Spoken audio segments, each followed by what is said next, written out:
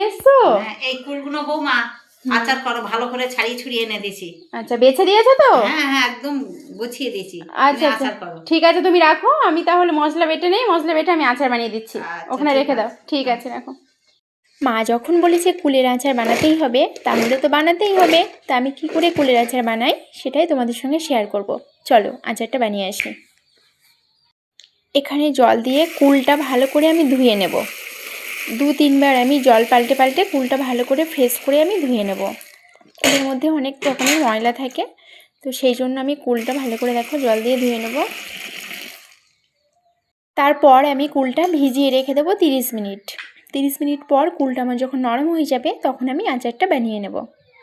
এরকম একটা ছিদ্রযুক্ত গামলাতে আমি কুলটা রেখে দেবো কিছুটা জল ঝরিয়ে নেবার জন্য। এবার চলো একটা মশলা করে নিই। এবার আমি কড়া বসিয়ে দেবো। এখানে দেখো আমি কিছুটা মশলা নিয়েছি, গোটা ধনিয়া, গোটা শুকনো লঙ্কা, আর মৌরি, আর জিরে, আর পাঁচফোড়ন। এই মশলাগুলো আমি ভেজে নেব হালকা করে। লঙ্কাটা দিয়ে দেবো কারণ এটা ভাজা করতে একটু টাইম লাগে। ভাজা ভাজা হয়ে যাওয়ার পরে আমি দিয়ে দেবো বাকি মশলাগুলো।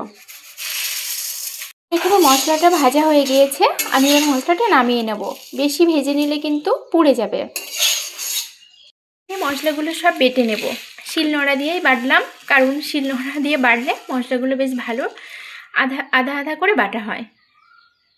দেখো, এবার চলো আচারের মধ্যে যাওয়া যাক। কী করে বানিয়েছি দেখে নাও।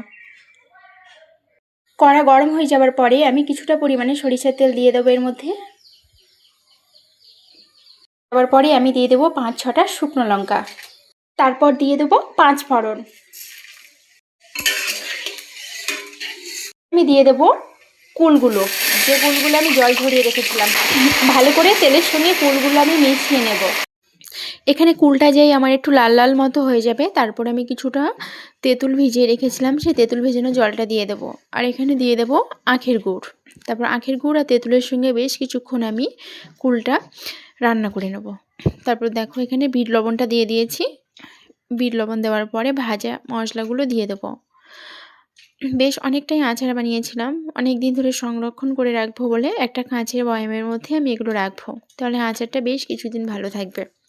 তো কাঁচের একটা জার নিয়ে তার মধ্যে আমি কুলের আচারগুলো দিয়ে দিচ্ছি। এরকম করে যদি আচার বানিয়ে রাখো তাহলে বেশ কিছুদিন ধরে আচারটা থাকবে।